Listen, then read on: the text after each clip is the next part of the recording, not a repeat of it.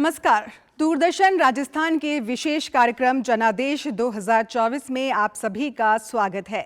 मैं हूं आपके साथ अर्पिता माथुर। लोकसभा चुनाव 2024 का बिगुल बज चुका है।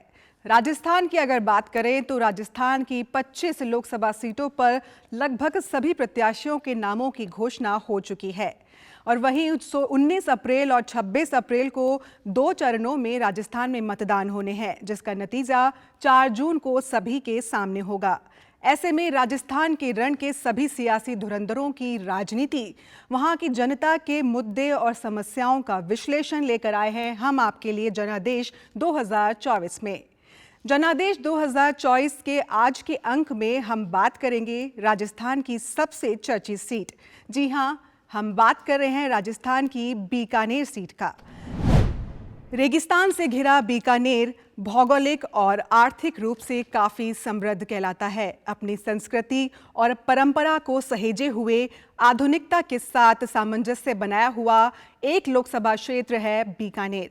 जी हां, हम बात कर रहे हैं बीकानेर लोकसभा क्षेत्र की। बीकानेर के अंतर्गत 8 विधानसभा क्षेत्र आते हैं। उन 8 विधानसभा क्षेत्रों के बारे में हम आपको अब बताने जा रहे हैं। पहला है अनूपगढ़। अनूपगढ़ वैसे तो श्रीगंगानगर का हिस्सा है, लेकिन लोकसभा क्षेत्र की बात की जाए तो बीकानेर के अंतर्गत वो आता है। अनूपगढ़ से कांग्रेस की शिमला देवी विधायक हैं। दूसरे नंबर पर है खाजूवाला, जो कि वहां पर विश्वनाथ मेघवाल बीजेपी से विधायक हैं, जो कि हाल ही में चुनाव जीते थे। बीकानेर पश्चिम की बात की जाए तो बीजेपी के जेठानंद व्यास वहां से विधायक है। बीजेपी की अगर सिद्धि कुमारी की बात की जाए तो वो बीकानेर पूर्व से विधायक हैं। वहीं कोलायत सीट से अगर बात की जाए तो बीजेपी के ही अंशुमन सिंह भाटी वहां से विधायक है। वहीं साथ में लूण करनसर, जो कि बीजेपी के सुमित गोदारा वहां के विधायक हैं। उसके अलावा श्री डूंगरगढ़ सीट है जो कि बीजेपी की है, ताराचंद सारस्वत वहां से विधायक हैं। और साथ ही नोखा, जो कि कांग्रेस की है, वहां से सुशीला रामेश्वर डूडी विधायक हैं। ऐसे में कुल मिलाकर बीकानेर जो है 8 विधानसभा क्षेत्रों से मिलकर बनता है और इन 8 विधानसभा क्षेत्रों के बारे में विस्तृत से जानकारी और साथ ही बीकानेर की जनता के तमाम मुद्दे और समस्याओं के बारे में हम आपको बताने जा रहे हैं हमारी एक खास रिपोर्ट में।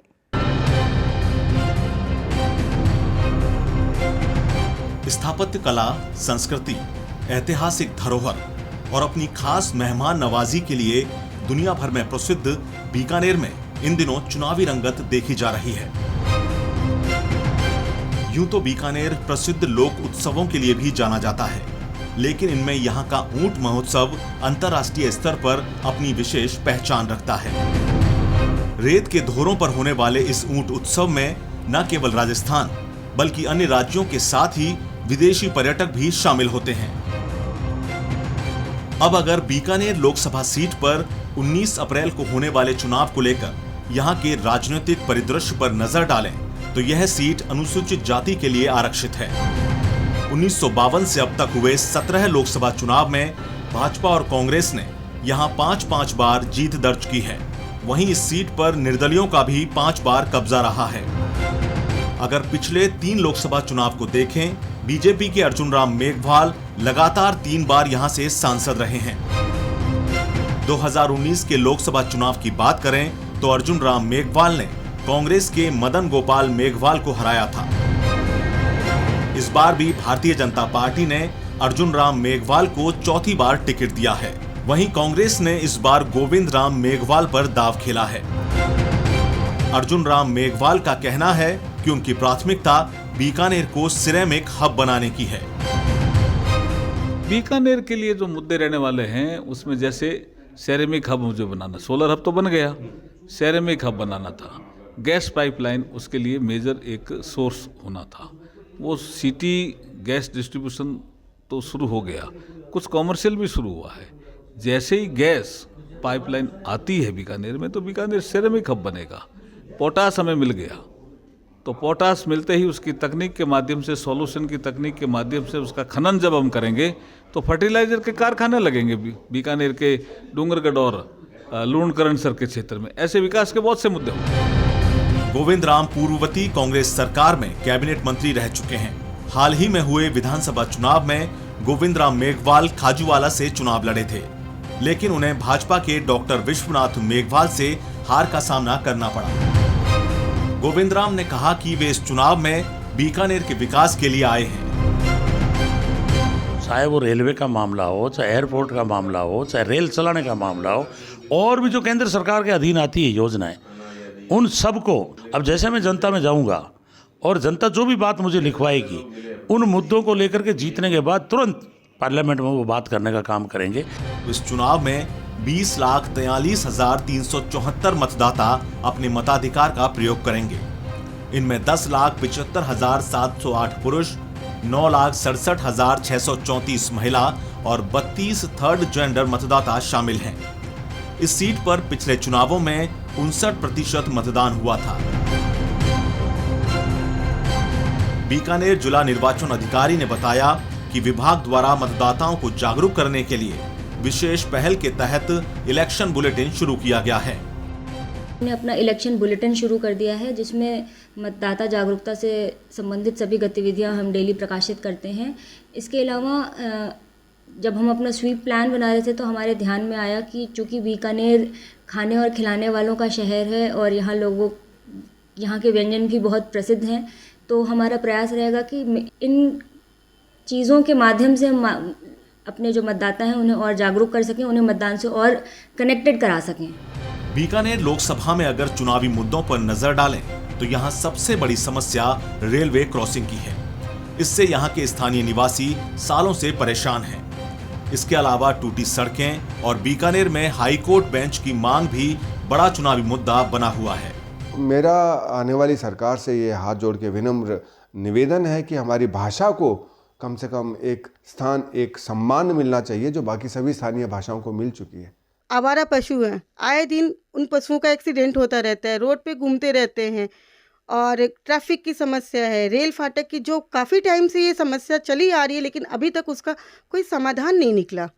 सड़कें हैं, स्वास्थ्य है, रेल फाटक का है, स्कूलों का है, शिक्षा का है, ये अभी तक कोई समस्या का समाधान नहीं हुआ है।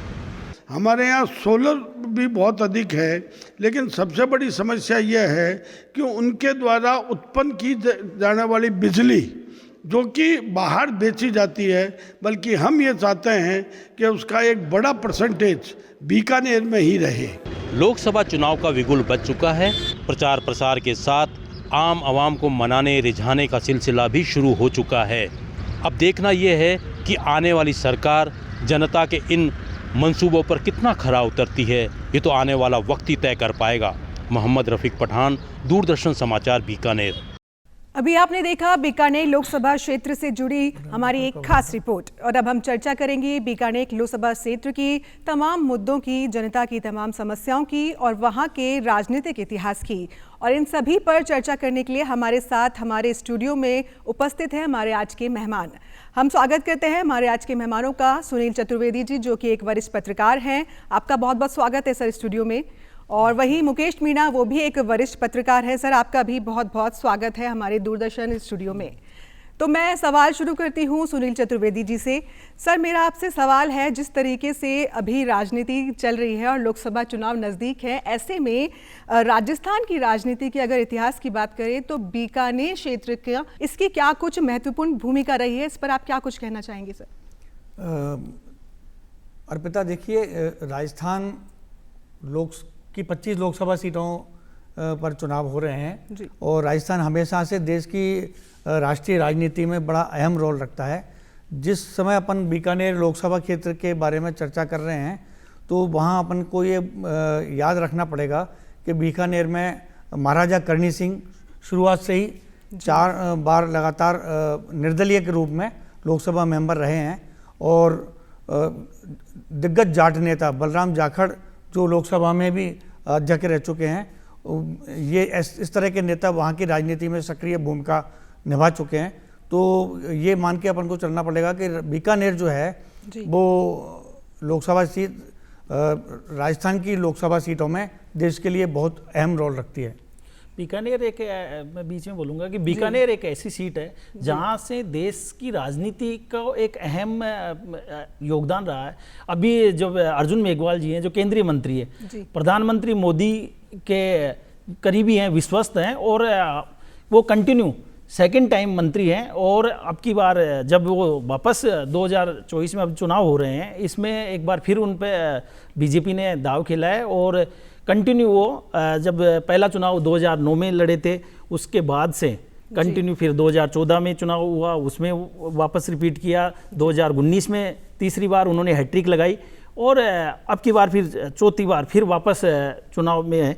तो मोदी ने, जहाँ तक बीजेपी ने और प्रधानमंत्री मोदी ने बहुत ही विश्वस्त हैं उनके और करीबी हैं, चूँकि अर्जुन मेघवाल एक ऐसे लीडर हैं जो एक बड़े अधिकारी थे, IAS अधिकारी रहे, उनसे रिटायरमेंट होने के बाद में फिर इसमें राजनीति में आए। और हालांकि इससे पहले जो बीकानेर सीट को लेकर पूरे देश में चर्चित इसलिए रही कि इनसे पहले जो फिल्म अभिनेता धर्मेंद्र कुमार वो भी यहाँ से सांसद चुने गए।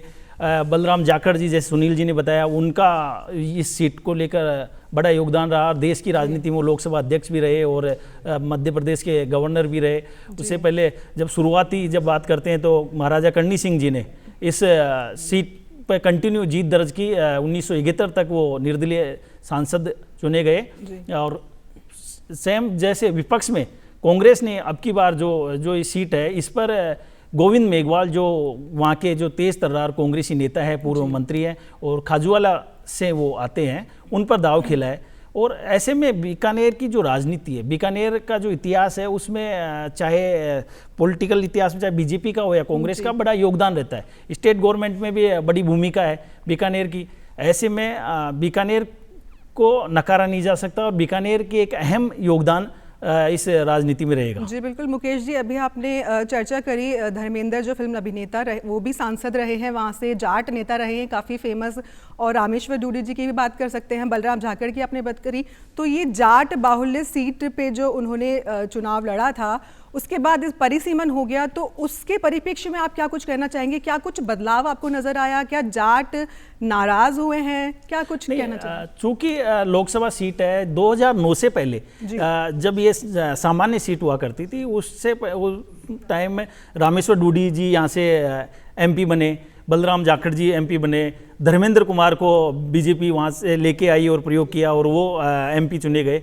लेकिन जब चूंकि 2009 में जब परिसीमन हुआ, तो परिसीमन होने पर एक ये SC सीट रिजर्व हुई और एक आरक्षित सीट होने के पर जो यहाँ पर इसको जो अर्जुन मेघवाल को इसको टिकट दिया गया बीजेपी ने। तो उसके बाद में जब SC सीट है तो वहाँ SC का कैंडिडेट लड़ेगा। तो ऐसी स्थिति में अर्जुन मेघवाल फिट बैठे और बीजेपी को जिस तरह से उम्मीद थी और जो चेहरा जिस तरह से बीजेपी ने अर्जुन मेघवाल ने काम किया, एक लो प्रोफाइल होकर काम किया, मिलनसार व्यक्तित्व का परिचय दिया और जिस तरह से लोगों के बीच में जाते हैं और एक मैसेज देते हैं कि जनता के काम करने में उनकी भागीदारी रहती है, एक मिलते हैं लोगों से, जुलते हैं। अपने घर पे भी वो जन सुनवाई, नियमित जन सुनवाई करते हैं। लोकसभा में जाते हैं तो उनकी जो साइकिल पे लोकसभा में जाना, पॉल्यूशन फ्री का मैसेज देना, वो हमेशा ही चर्चा में रहे और देश में बड़ा योगदान दिया है अर्जुन मेघवाल जी ने। 2008 में जो परिसीमन हुआ था, उससे पहले के हालात और परिसीमन के बाद के हालातों में आप क्या कुछ बदलाव देखते हैं? देखिए, ये हुआ यही है कि परिसीमन के पहले जो कि चूँकि SC और जाट बाहुल्य इलाका है, इसमें इस सीट पर बाहुल्य के हिसाब से देखें, जातिगत यदि आधार पर देखें तो SC बाहुल्य इलाका है। और SC बाहुल्य होने के SC उस समय के जो SC वोटर थे, अनुसूचित जाति के वोटर जो थे, वो कांग्रेस की तरफ उनका ज़्यादा रुझान था।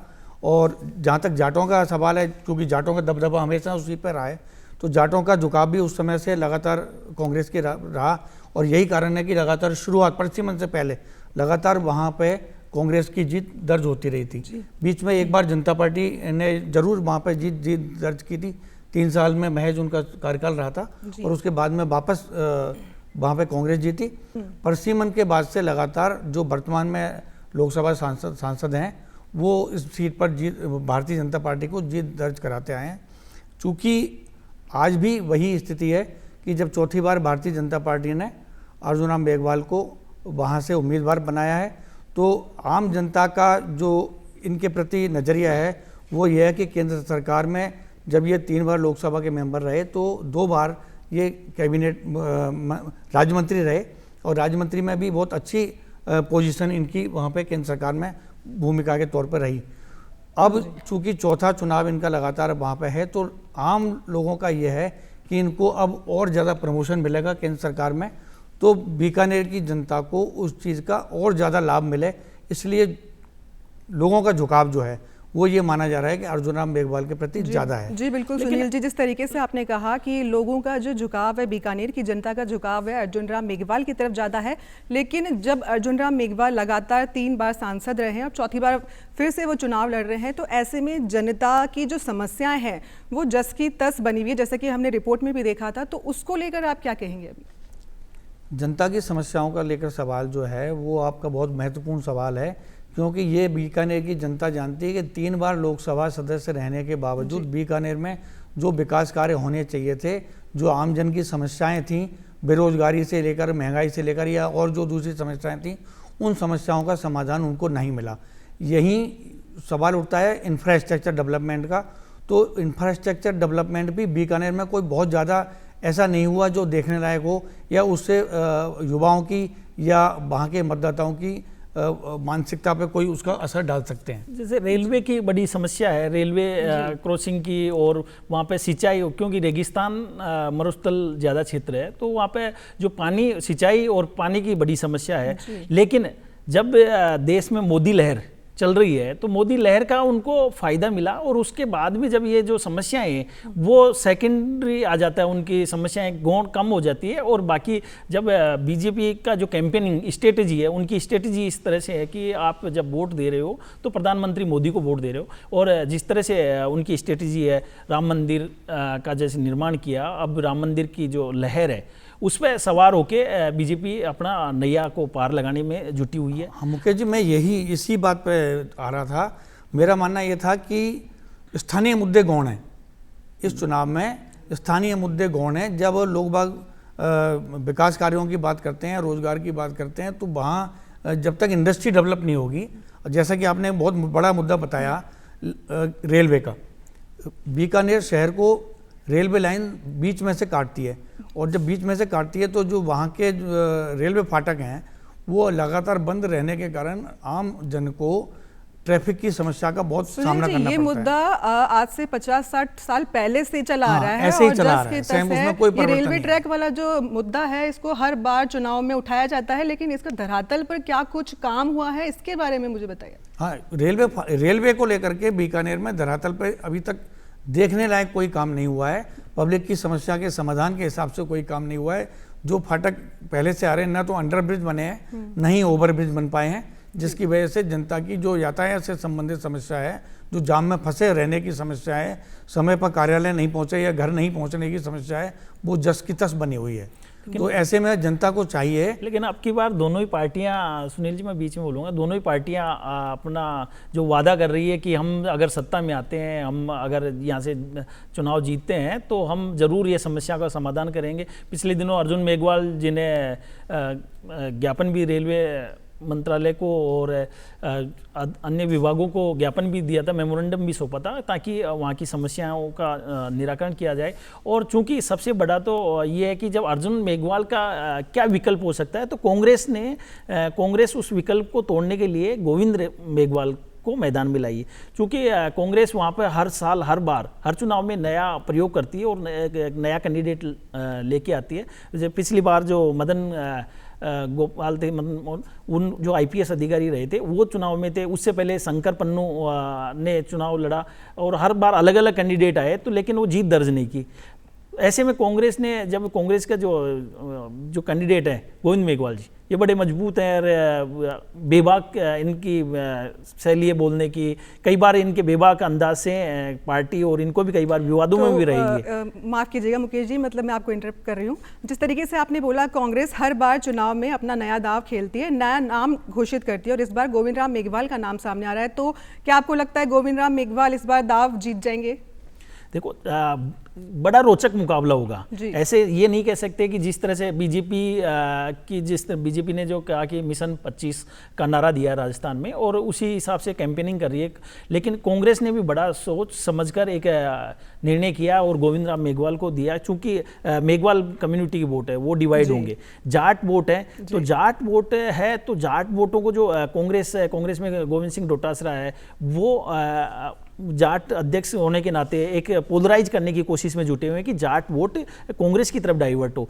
लेकिन अब ये देखना पड़ेगा कि जिस तरह से बीकानेर में जो बीकानेर लोकसभा है, यहाँ पे 7 असेंबली सीटें, 7 असेंबली सीटों में से 6 बीजेपी के खाते में, सिर्फ 1 कांग्रेस को मिली है। जो भी रामेश्वर डूडी है, उनकी वाइफ है, उनको ये सीट जीत दर्ज की है, बाकी सीटें बीजेपी की है। तो ऐसे में जाट जो वोट बैंक है वो कांग्रेस की तरफ कितना जाता है। मिशन 25 पे बीजेपी लगातार काम कर रही है और ये उनका पूरा इस पर फोकस है कि 25 की 25 सीटें भारतीय जनता पार्टी जीते। लेकिन कुछ चीज़ें ऐसी हुई हैं, जैसे ऐसी बाहुल्य होने के बावजूद यहाँ पे जाट और ब्राह्मण फैक्टर काम करता रहा है। राजपूत समाज के वोट भी और काफ़ी प्रभावशाली और इस पर मान्यता रखते हैं कि भाई बिना उन निर्णायक वोट जो हैं वो राजपूतों के भी होते हैं। तो उसमें कई फैक्टर ऐसे काम कर गए जिनसे कि एक बहुत बड़ा जो जाट लैंड का हिस्सा है वो अपने कांग्रेस के प्रति झुकाव उसका जा रहा है। चाहे वो सतीश पूनिया को टिकट नहीं देने का कारण हो, राहुल कस्बा का टिकट काटने का कारण हो, देश में किसानों का आंदोलन हो, इस तरह की बहुत सारी चीज़ें हैं जो इस बात को इंगित करती हैं कि जाट जो है वो किसान और मार्शल कौम होने के कारण और इनकी जो मतदान करने की जो परंपरा है वो सामूहिक मतदान करने की परंपरा रही है। बिल्कुल, सामूहिक निर्णय से मतदान करते हैं। मुकेश जी, मेरा सवाल आपसे है, क्योंकि बीकानेर लोकसभा क्षेत्र जो है राजस्थान की सबसे चर्चित सीटों में आती है, तो ऐसे में जनता के लिए और हमारी जो भी तमाम जो हमारे देख रहे हैं दर्शक, उनके लिए आपका क्या संदेश रहेगा? क्या कुछ आप जातीय समीकरण को देखते हैं बीकानेर लोकसभा क्षेत्र में और किस तरीके से उसको टारगेट करते हैं? क्या कुछ कहना चाहेंगे आप? देखिए, बीकानेर जो एससी सीट है, रिजर्व सीट है, और इसमें बड़ा पूरे देश का फोकस है, क्योंकि एक तरफ मोदी प्रधानमंत्री नरेंद्र मोदी के एक विश्वस्त और कैबिनेट जो उनके मंत्री हैं, केंद्रीय मंत्री अर्जुन मेघवाल, वो चुनाव लड़ रहे हैं। दूसरी तरफ जो अर्जुन मेघवाल के सामने जो गोविंद मेघवाल है कांग्रेस के, वो कैंडिडेट है। तो सभी का फोकस है। आज जब इनका नामांकन हुआ तो उसमें भी पूरे मुख्यमंत्री, डिप्टी सीएम सारे लोग पूरे फोकस पे। अभी आपने पिछले दिनों देखा जिस तरह से अमित शाह यहाँ पे जो मीटिंग करने आए, और बीकानेर में जब मीटिंग करने आए तो वहाँ के जो कार्यकर्ताओं को, जो उनके पन्ना प्रमुख, इनकी लिस्ट जब तैयार की जा रही थी तब लिस्ट नहीं तैयार की, तो उन्होंने जो प्रभारी मंत्री थे उनको भी फटकार लगा दी, और पूरी कैंपेनिंग, पूरी स्ट्रेटेजी से एक एक चीज़ बारीकी से वो देख रहे हैं, और एक एक चीज़ को बारीकी से अगर कहीं कोई दिक्कत आ रही है तो उसको सॉर्ट आउट कर रहे हैं। एक एक वोट पर उनका फोकस है कि कहीं कोई कमी नहीं रह जाए और कहीं कोई गुंजाइश उनकी कमी की वजह से कोई नुकसान नहीं हो जाए। जी बिल्कुल। सुनील जी, आप क्या कहना चाहेंगे? क्या कुछ संदेश देना चाहेंगे बीकानेर की जनता को, क्योंकि मतदान नज़दीक है?